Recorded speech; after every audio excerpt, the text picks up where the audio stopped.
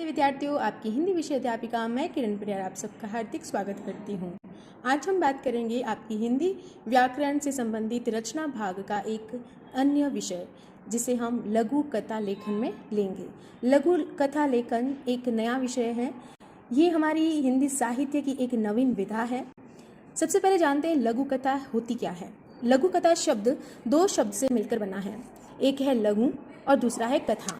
लघु का अर्थ होता है छोटा और कथा यानी कहानी। ये हिंदी साहित्य की सबसे छोटी विधा है, यानी कम से कम शब्दों में हम एक अच्छी कहानी बता सकते हैं। ये कहानी जैसे हम अपने पुराने समय से सुनते आ रहे हैं अपने दादा परदादा, तो वो बच्चों को जो ज्ञानवर्धक बातें बताते हैं एक निश्चित उद्देश्य के साथ, किसी नए मुद्दे के साथ, जिससे वो कुछ सीख सके।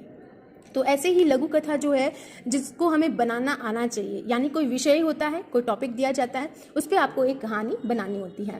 लघु कथा जो है वो कहानी का छोटा रूप है, तो इसका बड़ा रूप हो गया है कहानी। और कहानी से भी बड़ा रूप होता है, यानी कहानी से भी बड़ा हम कह सकते हैं उपन्यास, और उपन्यास से भी बड़ा क्या होगा, ग्रंथ। तो कहेंगे कि ग्रंथ जो है वो सबसे बड़ी विधा है, बड़ी रूप में माना जाता है। तो बात हम कर रहे हैं लघु कथा, यानी सबसे छोटा साहित्य, सबसे छोटी विधा हम इसमें लेंगे। तो आपको परीक्षा में लघु कथा का एक प्रश्न बनता है जिसमें कुछ टॉपिक दिए जाते हैं, उनमें से किसी एक पर आपको लघु कथा बनाकर लिखनी होती है। तो कई बार बच्चे क्या करते हैं, लघु कथा में अनुच्छेद लिख देते हैं। अनुच्छेद मतलब एक पैराग्राफ लिख देते हैं, उस टॉपिक से रिलेटिव जो जानकारी होती है वो बता देते हैं। तब ऐसी स्थिति में उनका प्रश्न गलत हो जाता है और उनके अंक चले जाते हैं। अब उनको ये समझना होगा कि लघु कथा है क्या। लघु कथा में आपको किसी भी टॉपिक के बारे में नहीं बताना है, लेकिन उस टॉपिक से संबंधित एक कहानी बुननी है, जिसमें आप पात्र निर्धारित कर सकते हो, यानी किरदार बता सकते हो कि उस कहानी के कोई भी 2 पात्र 3 पात्र, जैसे भी आप कहानी बनाए उतने पात्र उसमें डाल सकते हो। कहानी की शुरुआत आप अच्छी रोचक तरीके से कर सकते हो, जैसे जिन पात्रों का संबंध आपस में बता रहे हो तो उनसे संबंधित बात को एक घटनाक्रम में बता सकते हो। कोई चित्रण आप दिखा सकते हो, यानी यथार्थ चित्रण से रिलेटिव हो सकता है। उस कहानी से किसी को कोई सही मैसेज मिलता है वो बता सकते हो। और इसमें आप एक चीज़ और देख सकते हो, जिसको पढ़कर एक संवेदना व्यक्त होती है, यानी सूक्ष्म रूप उसका देखा जा सकता है। आधुनिक बोध से भी जुड़ी हुई हो सकती है। ठीक है। शुरुआत के बाद आप ये जरूर ध्यान देना कि जो पात्र को लेकर आपने कहानी को गढ़ना शुरू किया है, बनाना शुरू किया है, तो उसका मध्यांतर भी होना चाहिए, यानी वो बाद में ट्विस्ट आना शुरू हो जाना चाहिए। फिर आप उसका रिजल्ट भी बताओगे कि ये कहानी ऐसे शुरू हुई, फिर आगे जाके यहाँ तक पहुँचती है, और बाद में उसका एंडिंग अच्छे करना। अच्छा मतलब उसका रिजल्ट सही तौर पर देना, शिक्षावर्धक देना।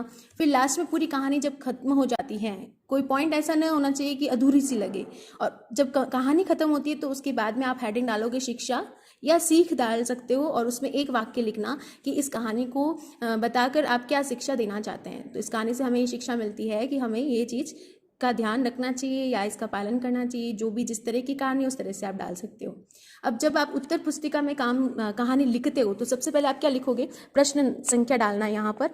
तो जो भी प्रश्न संख्या है वो आप यहाँ डालेंगे। सेंटर में आप लिखेंगे, यहाँ पर आप लिखेंगे लघु कथा। आप इसको अटेंड कर रहे हो तो लघु कथा आपने लिख दिया। लघु कथा का हेडिंग डालना शीर्षक। तो शीर्षक जिस कहानी का आप चयन कर रहे हो, मान लीजिए 3 है, 3 में से कोई एक का चुनाव करना है। तो आपने अगर कहानी शुरू की है, जैसे प्रश्न में दिया जाता है संघर्ष का महत्व, या लिखा जाता है अर्जुन या एकलव्य, या फिर एक और प्रश्न में ऑप्शन है समाधान। तो इन 3 में से कोई एक करना है। तो आपने चुनाव किया संघर्ष का महत्व, तो आप उस चुनाव किए गए शीर्षक को यहाँ लिखेंगे हेडिंग में, संघर्ष का महत्व। इस तरह से हेडिंग बोल्ड लेटर में डालना, और फिर यहाँ से आपको शुरुआत करनी है। आपको पैराग्राफ में अपनी कहानी को लेना है। जब कहानी खत्म हो जाए तो उसके बाद में आप यहाँ हेडिंग शिक्षा डालोगे या सीख लिखोगे, फिर उसकी सीख एक वाक्य में लिख देना है। काम आपका नीट एंड क्लीन होना चाहिए, सफाई से होना चाहिए, कोई भी काट छांट नहीं होनी चाहिए। और ये ध्यान रखना कि जो कहानी आपने बनाई है इसी टॉपिक से रिलेटिव होनी चाहिए, इस टॉपिक से बाहर नहीं जाना चाहिए। कहानी की शिक्षा भी इसी से संबंधित होनी चाहिए। शीर्षक के साथ साथ में आपने शैली का भी ध्यान रखना है। शैली मतलब अपनी लैंग्वेज का ध्यान रखना। कोई भी बात, कोई भी वाक्य रिपीट नहीं होना चाहिए। भाषा के साथ वर्तनी का भी ध्यान रखना है, और आप उसमें कुछ उदाहरण भी ऐड कर सकते हो ठीक है। तो उस कहानी को बनाने की कोशिश करना कि इस टॉपिक से रिलेटिव जितनी नॉलेज आपको है या कहीं आपने किसी को देखकर अनुभव किया है उससे रिलेटिव भी एक कहानी कल्पना के तौर पे भी बना सकते हो, वास्तविक घटना से लेकर भी बना सकते हो। बस कहानी का रूप होना चाहिए छोटा रूप, तो वो कहानी बनाकर शिक्षा जरूर लिखना, आपको पूरे अंक इसके मिल सकते हैं।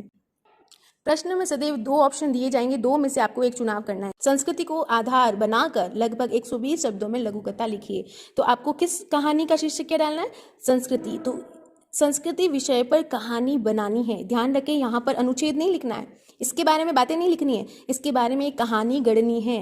ठीक है। अगर आप इसको ना करके दूसरे वाले ऑप्शन को करना चाहते हैं तो इस पर आप कहानी बनाएंगे। तो दूसरा टॉपिक क्या है? बुद्धि का बल। इन दोनों में से एक करना है, क्योंकि अथवा लिखा हुआ है ना, तो दोनों में से एक का चयन करिएगा। तो बुद्धि का बल पर भी आपको एक लघु कथा लिखनी है, 2 में से एक। अगर इसका चुनाव करते हो तो इसकी हेडिंग आप जरूर डालना, और उस पर वैसे ही फॉर्मेट पैराग्राफ में एक स्टोरी बनाना, एक ये था, एक वो था, उसके साथ ऐसा हुआ, फिर ये हुआ, फिर मतलब आपको एक सारांश, एक अच्छा उद्देश्य, एक अच्छा संदर्भ जोड़कर कहानी बनानी है जो ज्ञानवर्धक हो, शिक्षाप्रद हो। फिर लास्ट में उसमें क्या लिखोगे? सीख लिखोगे और एंड कर दोगे। ठीक है। उम्मीद है आपको लघु कथा लिखना अच्छे से आ गया होगा। इसकी एक बार जरूर प्रैक्टिस करें, लिख कर ही आप इसके पूरे अंक प्राप्त कर सकते हैं। फिर मिलेंगे हम एक नए टॉपिक पे, तब तक खुश रहे, स्वस्थ रहे, मस्त रहे। धन्यवाद।